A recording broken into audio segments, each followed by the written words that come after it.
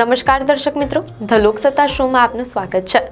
વિશ્વભરના નેતાઓ જ્યારે બ્રાઝિલના બેલેમ શહેરમાં આયોજિત COP30 જળવાયુ શિખર સંમેલનમાં જળવાયુ સંકટનો ઉકેલ શોધવા એકઠા થયા હતા, ત્યારે આ સમિટના મુખ્ય સ્થળ પર જ એક મોટી અગ્નિ પરીક્ષા થઈ હોય તેવી ઘટના બની હતી। ગુરુવારે COP30 ના અતિ સંવેદનશીલ બ્લુ ઝોન વિસ્તારમાં, જ્યાં મીડિયા સેન્ટર અને મુખ્ય હોલ આવેલા હતા, ત્યાં અચાનક ભીષણ આગ ફાટી નીકળી હતી। પરિસ્થિતિને જોતા સંયુક્ત રાષ્ટ્ર મહાસચિવ એન્ટોનિયો ગુટેરસ અને ભારતના પર્યાવરણ મંત્રી ભૂપેન્દ્ર યાદવ સહિત હજારો લોકોને તાત્કાલિક સ્થળાંતર કરવું પડ્યું હતું। વૈશ્વિક સ્તરે સૌથી મહત્વપૂર્ણ ગણાતી COP30 જળવાયુ શિખર સંમેલનના આયોજન સ્થળે આ ઘટના બની હતી। શું છે COP30 જળવાયુ શિખર સંમેલન? તો COP30 એટલે કે યુનાઇટેડ નેશન્સ ક્લાઇમેટ ચેન્જ કોન્ફરન્સની 30મી બેઠક છે, જેનું આયોજન બ્રાઝિલના બેલેમ શહેરમાં કરવામાં આવ્યું છે અને એમેઝોન ક્ષેત્રમાં આ પ્રથમ COP છે।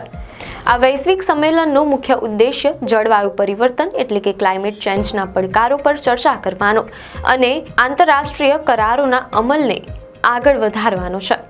અહીં લગભગ 200 દેશોના નેતાઓ ફોસિલ ફ્યુઅલ્સમાંથી બહાર નીકળવાના સ્પષ્ટ રોડમેપ, વિકાસશીલ દેશોને નાણાકીય સહાય પૂરી પાડવા અને જૈવ વિવિધતાના નુકસાન જેવા આંતર સંબંધિત સંકટોને દૂર કરવા માટે નક્કર પગલાં લેવાનો પ્રયાસ કરે છે, જેથી પૃથ્વીને ગ્લોબલ વોર્મિંગથી બચાવી શકાય।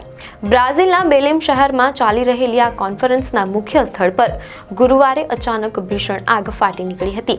આ આગ લાગ્યા બાદ ફેલાયેલા ધુમાડા અને આગના ગોળાઓને લીધે ઓછામાં ઓછા આશરે 13 લોકોને શ્વાસ લેવામાં મુશ્કેલી થતા તબીબી સારવાર માટે લઈ જવાયા હતા।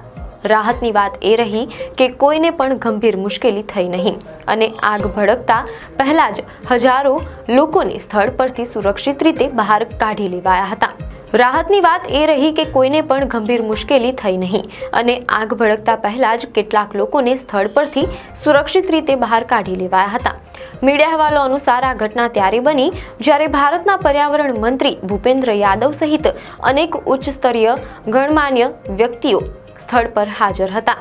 મીડિયા અહેવાલો અનુસાર સંમેલનમાં આગ લાગવાની આ ઘટના બ્લુ ઝોનમાં ઘટી હતી। આ વિસ્તારમાં જ મીડિયા સેન્ટર, મુખ્ય પ્લેનરી હોલ અને ઉચ્ચ સ્તરીય ગણમાન્ય વ્યક્તિઓના કાર્યાલય આવેલા છે। આગ લાગ્યા બાદ કેટલાક લોકોને સ્થળ પરથી સુરક્ષિત બહાર કાઢવામાં આવ્યા હતા। જો કે સૌથી મહત્વની વાત એ છે કે સંયુક્ત રાષ્ટ્ર મહાસચિવ એન્ટોનિયો ગુટેરસ પણ કાર્યસ્થળ પર હાજર હતા।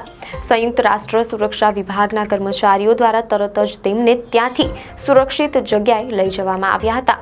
ભારત માટે આ એક મોટી રાહતની વાત રહી કે આગ ભડકી ઉઠી તે પહેલા જ ભારતીય પ્રતિનિધિ મંડળ સુરક્ષિત બહાર આવી ગયું હતું। ભારતના પર્યાવરણ મંત્રી ભૂપેન્દ્ર યાદવ અને ભારતીય ટીમના સભ્યો પણ આગ લાગી તે સમયે બ્લુ ઝોનની અંદર જ હતા તેમ અહેવાલોમાં જાણવા મળેલ છે। સુરક્ષા કર્મચારીઓની ત્વરિત કામગીરીને કારણે તેમને સમયસર બહાર કાઢી શકાયા। મીડિયા અહેવાલો અનુસાર આગ કઈ રીતે લાગી તે અંગેની પ્રાથમિક માહિતીમાં પેરાસ્ટેટના ગવર્નર હેલ્ડર બાર્બાલ્હોએ જણાવ્યું કે આગ જનરેટરમાં ખરાબી કે બૂથમાં શોર્ટ સર્કિટથી લાગી શકે છે।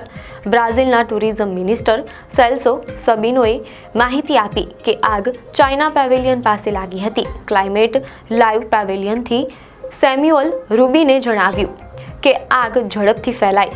વિડીયોમાં સ્પષ્ટપણે એક પેવેલિયનમાં મોટી આગની જ્વાળાઓ જોવા મળી રહી હતી।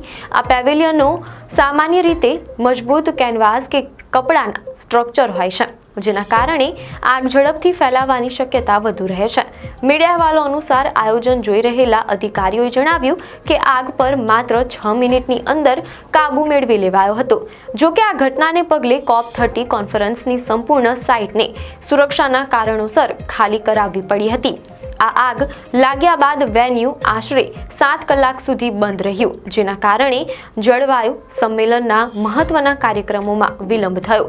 ધુમાડામાં શ્વાસ લેવાના કારણે આશરે 13 લોકોને સારવારની જરૂર પડી હતી। બ્રાઝિલના બેલેમ શહેરમાં COP30 જળવાયુ શિખર સંમેલનના મુખ્ય સ્થળે લાગેલી આ આગની ઘટનાએ એક મોટો પ્રશ્ન ઊભો કર્યો છે। ભલે આ આગ પર માત્ર 6 મિનિટમાં કાબુ મેળવી લેવાયો હોય અને કોઈ ગંભીર જાનહાનિ ન થઈ હોય, પરંતુ જ્યારે વિશ્વના નેતાઓ જળવાયુ સંકટ જેવી વૈશ્વિક સમસ્યા પર ચર્ચા કરી રહ્યા હોય ત્યારે સમિટના મુખ્ય સ્થળે જ આવી દુર્ઘટના થવી એ એક પ્રકારની પ્રતિકાત્મક ચેતવણી સમાન છે.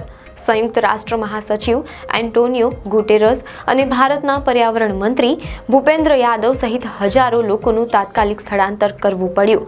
ઓર્ગેનાઇઝર્સ દ્વારા શોર્ટ સર્કિટ કે જનરેટરમાં ખરાબીને આગનું કારણ ગણાવાયું છે, પરંતુ ક્લાઇમેટ ટોક્સના આ નિર્ણાયક તબક્કે વેન્યુને 7 કલાક સુધી બંધ રાખવાની ફરજ પડી હતી. આ ઘટનાએ ફરી એકવાર યાદ અપાવ્યું છે કે કુદરતી આફતો હોય કે માનવ સર્જિત ખામીઓ, સલામતી પ્રત્યેની બેદરકારી મોટું જોખમ ઊભું કરી શકે છે. આપને માહિતી સારી લાગી હોય તો વિડીયોને લાઇક અને શેર કરજો, ચેનલને સબસ્ક્રાઇબ કરજો.